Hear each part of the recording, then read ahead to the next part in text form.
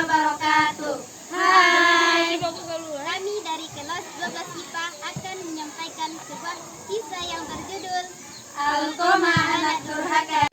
Al-Kisah dikisahkan bahwa pada zaman Rasulullah ada seorang pemuda yang bernama Alqamah. Dia seorang pemuda yang giat beribadah, rajin sholat, banyak puasa dan suka bersedekah.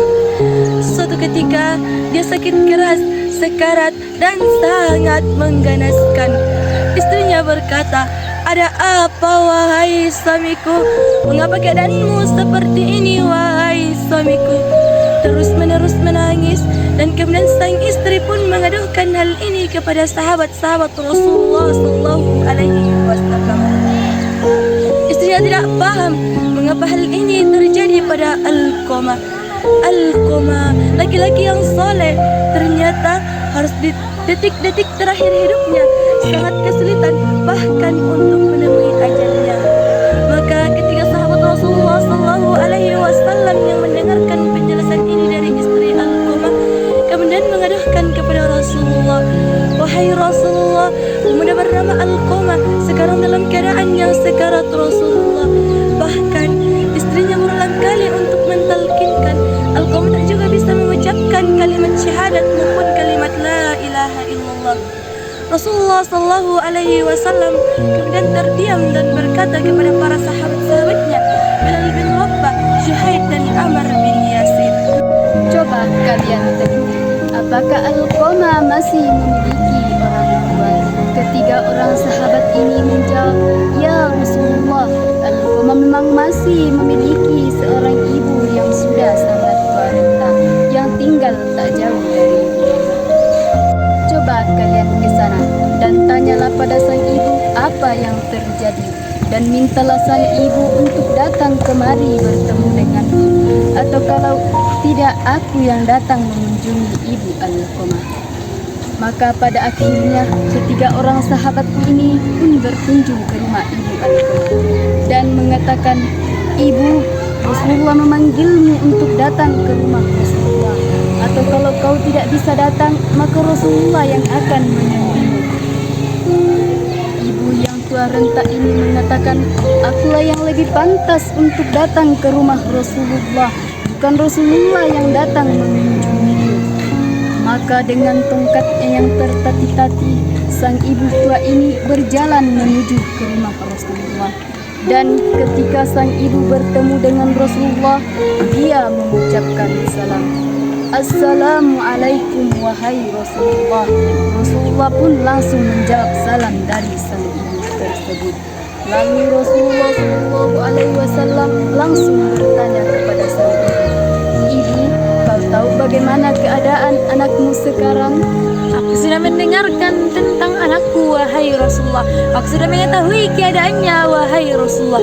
Kemudian Rasulullah berkata, "Kau tahu kenapa anakmu dalam keadaan sekarat dan matinya sangat susah seperti ini?" Apa jawaban sang ibu? "Aku marah, aku muak terhadap anakku. Aku tidak memaafkan anakku wahai Rasulullah. Aku marah terhadap anakku, aku benci terhadap anakku," kata sang ibu dengan suara yang semakin menyerupai. "Rasulullah, engkau tahu semenjak anakku itu menikah memiliki seorang istri, dia lupa terhadapku. Semenjak anakku itu menikah memiliki seorang istri, dia lupa, dia mengabaikanku dan tidak lagi sayang terhadapku," kata sang ibu dengan suara yang semakin tinggi. Kemudian Rasulullah berkata, "Katakan maafmu wahai ibu, maafkan anakmu wahai ibu." Apa jawaban sang ibu? "Tidak Rasulullah, dia anakku itu sangat menyakiti hatiku. Dulu dialah anak yang sangat berbakti terhadapku." "Rasulullah, karena suatu ketika Alqamah datang ke rumahku, katanya ingin memberiku baju yang bagus, tapi nyatanya setelah Alqamah datang ke rumahku, dia memberiku baju yang sangat buruk, dan baju yang bagus itu dia berikan kepada istrinya." Alqamah berkata, "Baju yang bagus ini hanya untuk istriku wahai ibu.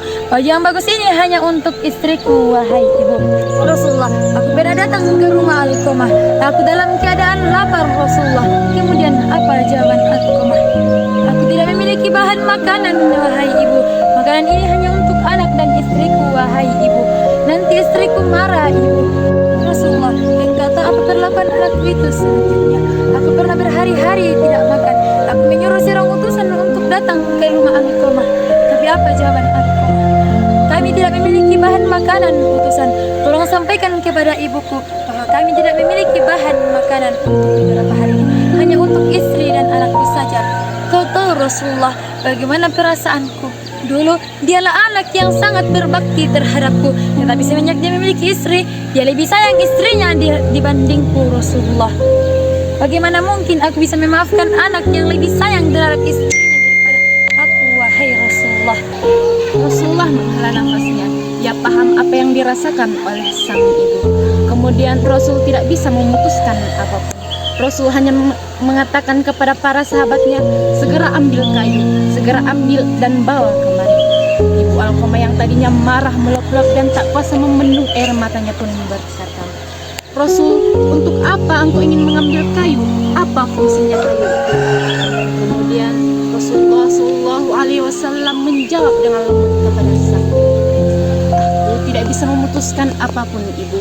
Sampai kapanpun seluruh amal yang dikerjakan Alqamah tidak akan berarti apa-apa sepanjang engkau ibu masih memiliki rasa marah yang luar biasa terhadap Alqamah. Alqamah akan terus-menerus menderita seperti ini. Maka alangkah lebih baik aku bakar saja tubuhnya wahai ibu, agar ia mati bertemu dengan Allah. Aku tidak bisa melihat Alqamah dalam keadaan menderita seperti ini. Sang ibu yang tadinya marah melop-lop kemudian tertunduk dan kemudian terjatuh dan air matanya pun turun. Bagaimana mungkin Rasulullah engkau mau membakar tubuh anakku? Aku memang marah terhadapnya, tetapi aku tidak mungkin bisa melihat anakku masih hidup engkau bakar hidup-hidup wahai Rasulullah. Rasulullah mengatakan, maafkan anakmu, maafkan anakmu. Alqamah butuh maaf darimu wahai ibu. Kemudian sang ibu pun tertunduk, ia terjatuh dan air matanya pun turun. Aku berusaha memaafkan Alqamah. Aku tahu aku murka terhadapnya di lisanku saja, tetapi hatiku aku sangat mencintai Alqamah. Aku hanya marah saja terhadapnya karena ia melupakanku. Aku maafkan Rasulullah. Aku berharap Alqamah mati bertemu dengan Allah dalam keadaan yang tenang. Aku maafkan Rasulullah. Rasul kemudian berkata pada sahabatnya, datanglah ke rumah Alqamah, lihat bagaimana keadaannya. Apakah dia masih sekarat? Apakah dia masih dalam keadaan yang susah? Hidup tidak, mati pun tidak. Ternyata ketika para sahabat berdatangan ke rumah Alqamah, Alqamah telah kembali kepada Allah dalam keadaan yang tenang berkat maaf dan ridho dari seorang ibu. Inilah yang dirasakan oleh seorang ibu yang kecewa terhadap anaknya yang mengabaikannya. Seorang ibu yang mengaku murka di lisan memang, tapi sang hati mengatakan bahwa seorang ibu memiliki maaf yang begitu luas. Apapun yang dilakukan oleh anaknya, tetap pada akhirnya seorang ibu mampu memaafkan. Marilah kita belajar dari kisah ibu Alqamah ini yang memiliki hati yang sangat luas, memiliki hati yang sangat lapang, memaafkan anaknya yang telah berperilaku buruk terhadapnya. Mudah-mudahan kita menjadi pribadi yang penuh dengan pemaafan seperti kisah ibu Alqamah.